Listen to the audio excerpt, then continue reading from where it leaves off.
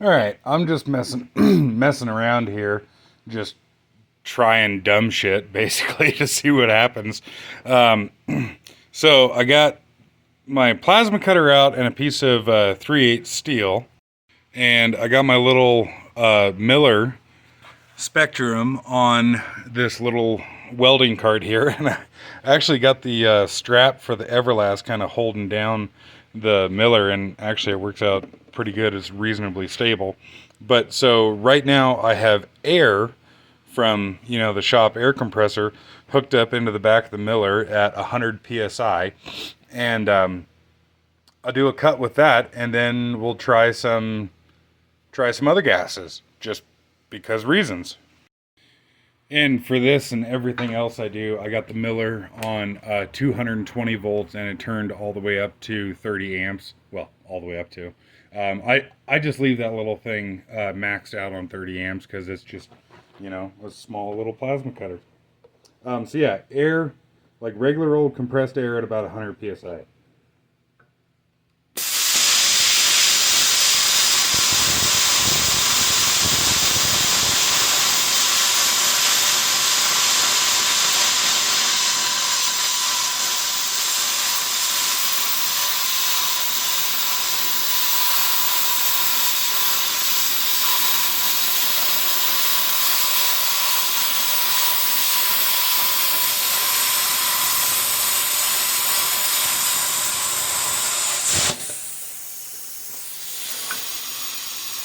And surprise, surprise, it works as advertised. So now I got it on my argon cylinder at about 100 psi. Obviously, this is a stupid and ridiculous and horrendously expensive way to run a plasma cutter. But, who knows? Maybe, your fucking compressor breaks down and you really need to get some shit done and it's worth it to fucking, you know, use the argon just to get the job done or something, or I don't know, some other scenario where you might need to do this. I'm just doing it because I've never tried it, and you would think that it would work just fine because, I mean, you use argon for TIG welding and it, like, the argon does fine in like a high voltage, high temperature environment. I've heard that like nitrogen doesn't like high voltage, um, but find out.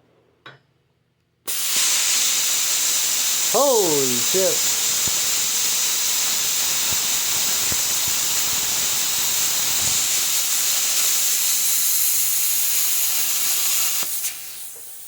Okay.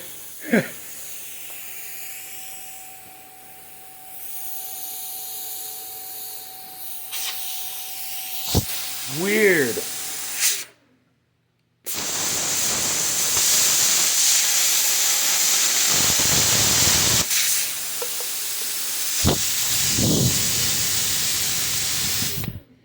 That is strange. It like doesn't carry the arc. Now the tip looks all weird.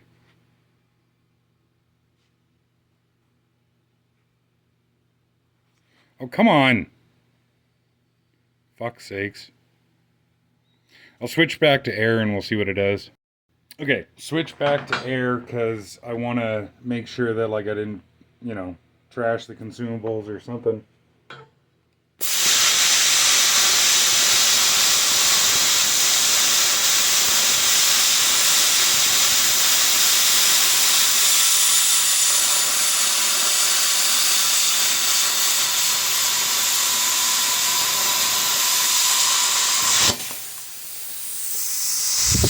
Oh, seems like it maybe did like damage the consumables. It feels like it's a little bit slower, but it's still cutting. Thought about it a little bit after I said it, that like, I said that I've heard that nitrogen doesn't do well in high voltage environments, because I was kind of like, wondering like why not use nitrogen for a shielding gas for TIG, because like it's so much cheaper than argon, and like HVAC guys use nitrogen for purging copper when they're like brazing copper and shit. And I read somewhere that like nitrogen gets weird in high voltage situations. Well, air, that we're all breathing right now is 80% nitrogen. And it obviously works just fine in a plasma cutter. But maybe the 20% of oxygen helps the plasma. I don't know. I would like to know, just learn more about all that kind of different stuff. And I don't have any 100% nitrogen right now, like for argument's sake, 100%, like a cylinder of nitrogen. I don't have a cylinder of nitrogen right now, but um, I don't know. I'd be curious to try that through a plasma and see how that works. But okay, so the other cylinder on the cart next to the argon is straight carbon dioxide. So I got about 100 psi of straight carbon dioxide through the plasma cutter right now.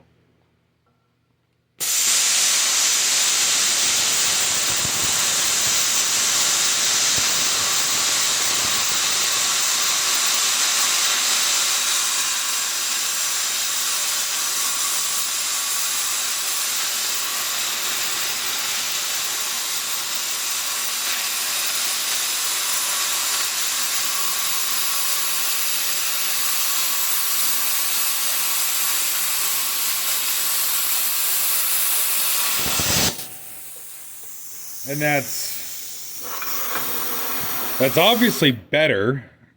That's obviously better than argon, and it looks different than with air. So this side is air, and this side is carbon dioxide. That's interesting. I do have a cylinder 7525, and just for shits and giggles, let's try that. Before I tried the 7525, I got it switched back to air just to make sure the plasma cutter is working. And it'd also be interesting to see that difference there as well, too.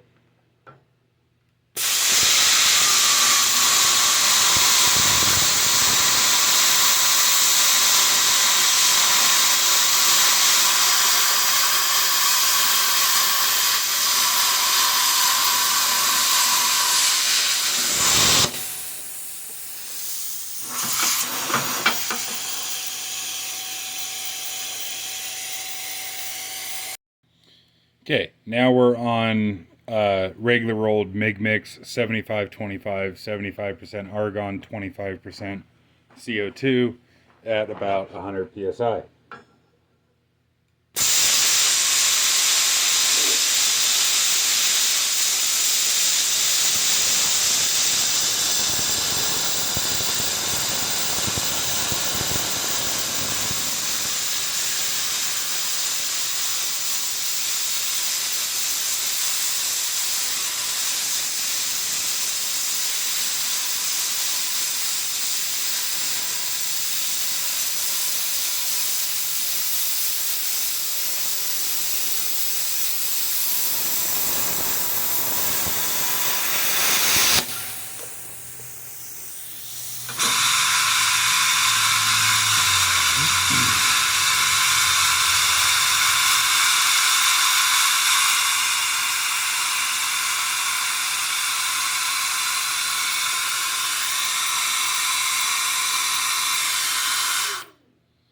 And so that worked kind of like I was expecting, somewhere in between straight argon and carbon dioxide. Um, Now, what's really interesting about this, I find, is that I had thought that a plasma cutter was a strictly thermal process. I thought it was solely a hot gas that was cutting through the steel. But now seeing this, I would uh, go out on a limb and say that it's, of course, partially a thermal process, but also a chemical process like a cutting torch is. Um, like with an oxy fuel torch, what you're doing is you're oxidizing the steel extremely quickly. And you have to get it red hot and then add, for argument's sake, pure oxygen. even though maybe it's 99.995 or whatever the fuck it is. We'll call it pure oxygen. You heat it up, add pure oxygen, and it oxidizes its way through the piece of steel. Um, Air, like I was saying, is roughly 80% nitrogen, 20% oxygen. Um, and uh, I'm thinking that a plasma cutter is, uh, well, yeah. I mean, because if it was, well, presumably with the argon, it was working under strictly a thermal process because the argon, in theory, would be inert and not react with the steel, and would only be the temperature of the gas that was trying to cut through the steel. Where with the CO2, a plasma cutter, in theory, is hot enough to disassociate the carbon dioxide, so um, you would get the carbon dioxide breaking down into carbon and oxygen, and then the oxygen could react with the steel, um, which I guess would make sense why the 7525 does better than the pure argon. Um, and also, this is making me really fucking curious to know if I was to increase the concentration of air, increase the concentration of oxygen in air, how a plasma cutter would do. Um, I have lots of cylinders of pure oxygen around, but that sounds like a really stupid thing to go putting through a plasma cutter, because pure oxygen and pure oxygen likes to react with damn near everything. And okay, like it's not as bad as fluorine or whatever, but pure oxygen likes to react with shit, and the higher the pressure, the more it likes to react, and the higher the temperature, the more it likes to react. But maybe I could start out small and increase the oxygen concentration in air to like 30 or 40% and see what that does. Um, and maybe try it through the Everlast plasma cutter before I try it through the Miller. If I explode the Everlast, I'd feel a little less bad about that than with the Miller. But now I'm really fucking glad that I did this, and I'm really glad that I tried this because that kind of got me thinking. And now I want to look into more how a plasma cutter works. And if anybody's got any thoughts and ideas, opinions, or whatever, leave them in the comments.